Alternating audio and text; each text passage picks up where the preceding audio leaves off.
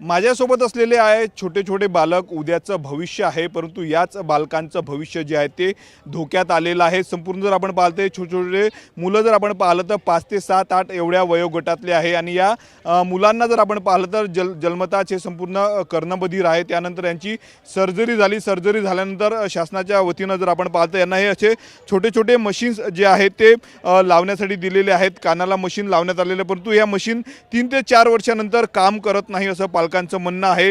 आणि त्यामुळे आत्ता त्यांना निधीची गरज आहे, परंतु सरकारकडनं जो आहे तो निधी मिळत नाही. त्यामुळे छोटे छोटे बालक आपल्या आईवडिलांसह जिल्हाधिकारी कार्यालयावर निवेदन देण्यासाठी आले. आपण बघू शकतो अत्यंत चिमुकले संपूर्ण हे बालक आहेत, जन्मता कर्णबधीर आहे. त्याच्यावर उपाय म्हणून जर आपण पाहिलं तर यांची सर्जरी झाली आणि सर्जरीनंतर अशा पद्धतीनं कानाला जे आहे ते मशीन्स लावण्यात आलेले आहे, जेणेकरून त्यांना बाहेरचं शब्द ऐकू येतील, शिक्षणात त्यांच्या काम येईल. परंतु आता जर आपण पाहतं हे संपूर्ण मशीन काम करत नाही अशी तक्रार त्यांच्या आईवडिलांची. आणि त्यामुळं शिक्षण कसं घ्यायचं, भविष्य कसं घडवणार आहे विद्यार्थ्यांचा, असा मोठा प्रश्न या संपूर्ण आईवडिलांसमोर उभा ठाकलेला आहे. यांचे पालक माझ्यासोबत आहे. काय सांगणार भाऊ, तुम्ही मुलांना घेऊन आज जिल्हाधिकारी कार्यालयावर नेमकी काय अडचण होते, काय सांगणार?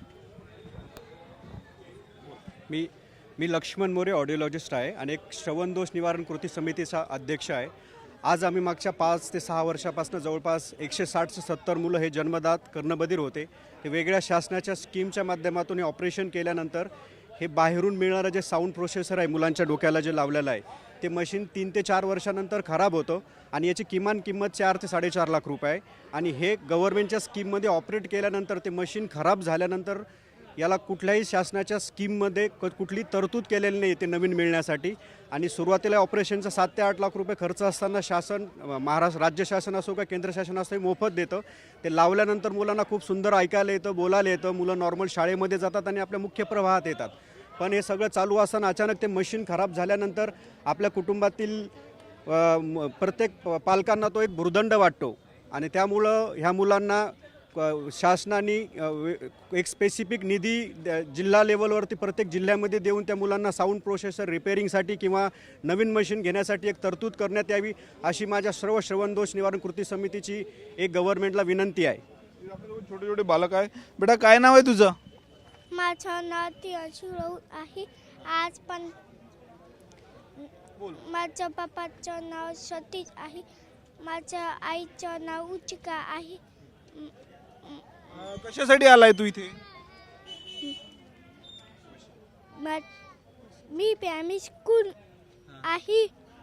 मी आम्हाला राहतो. मी तिला इथं कशाला आले तुम्ही सर्वजण?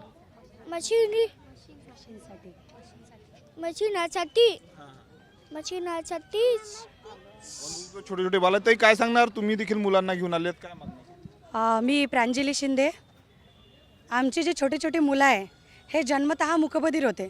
त्यांना एन्व्हायरमेंटल म्हणजे कोणताच आवाज त्यांनी ऐकला नाही. आम्ही जेव्हा त्याचं मुलांचं आम्ही ऑपरेशन केल्यानंतर त्याला सुंदर पद्धतीने छान ऐकायला आलं. पण जे ऑपरेशनचा खर्च लावल्यानंतर जेव्हा त्यांना हे मशीन मिळाल्यानंतर ते फक्त 3-4 वर्ष व्यवस्थित राहतं. त्यांच्यानंतर त्याचे छोटे छोटे पार्ट्स खराब होत राहतात.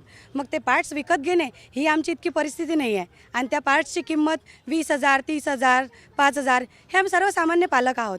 तर आम्ही इतका खर्च झेपवू शकत नाही. त्यामुळे आमचं निवेदन असंच आहे. आम्ही श्रवणदोष निवारण कृती समितीतर्फे सर्व पालक इथे आलेलो आहे निवेदन देण्याकरिता जिल्हाधिकारी कार्यालयामध्ये. हे निवेदन देऊन आमच्या मुलांना याचा आर्थिक खर्च, याला लागणारा जो खर्च होतो तो आर्थिक खर्च शासनाकडून मिळायला हवा. जर हा खर्च आम्हाला मिळाला नाही तर आम्ही इतका खर्च करू नाही शकत. आणि जर आम्ही ते प्रोसेसर लावलेलं नाही तर आमचे मुलं मूकबधीर राहणार आणि त्यांचं पुढचं भविष्य ते व्यवस्थित पद्धतीने जगू शकत नाही. त्यांना व्यवस्थित आवाज येणार नाही. त्यांचं पुढचं त्यांना काय बनायचं आहे काय नाही ते बनू शकत नाही. तर मशीन लावल्यानंतर ही सर्व आर्थिक परिस्थिती जी आमची आहे ती आम्हाला सरकारकडून मिळाली पाहिजे. हे निवेदन आम्ही देणार आहोत. काय सांगणार भाऊ, तुम्ही निवेदन घेऊन आले सर्व छोटे छोटे बालक आहे, काय मागणी? आम्ही इथं श्रवणदोष निवारण कृती समितीतर्फे तसेच पालक वर्गाच्या वतीने आज निवेदन द्यायला इथं आलेलो आहे. आमची प्रमुख मागण्या या आहे की आम्हाला शासनाच्या मार्फत जे साऊंड प्रोसिजर आणि जे इम्प्लॅन्ट झालेलं आहे इथं झालंच, पण पुढच्या भविष्याचा खर्चाचं काय? कारण की आम्ही रोज कमावणे आणि खाणे हे आमचा व्यवसाय आहे. आणि एवढ्या मशीनचा मेंटेनन्स खर्च आमच्या इकडून सांभाळला जात नाही. प्रोसिजरचा जर खराब झाली तर 1 लाख, 1.5 लाख, 2 लाख आणि साऊंड प्रोसिजरची जी किंमत आहे ती 3.5 ते 4 लाख रुपये आहे. आणि त्याच्यावरच्या जर बेस्ट क्वालिटीचे घ्याल तर 6 लाख 7 लाख रुपयाची अशी आहे. वेळेत जर मिळालं नाही तर असं काय परिणाम होतो? वेळेत जर मुलांना नाही मिळालं तर त्यांच्या जे इम्प्लॅन्ट झालेले त्या डोक्यावर परिणाम होऊ शकतो. काऊन की त्यांना आता सवय पडली आवाज ऐकण्याची. आणि समजा जर तो आवाज जर बंद झाला आणि त्याला ऐकायलाच नाही आला 1 महिना 2 महिने 6 महिने जर तो ब्लँक राहिला तर त्याचा परिणाम त्याच्या डोक्यावर होऊ शकतं आणि भविष्य म्हणजे त्याचं अंधारात जाऊ शकतं.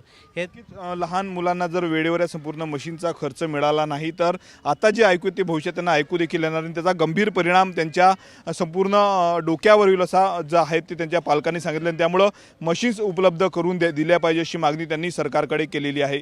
कॅमेरामॅन अनिकेत दहातोंडेसह मी स्वप्नील उमाप, TV9 मराठी, अमरावती.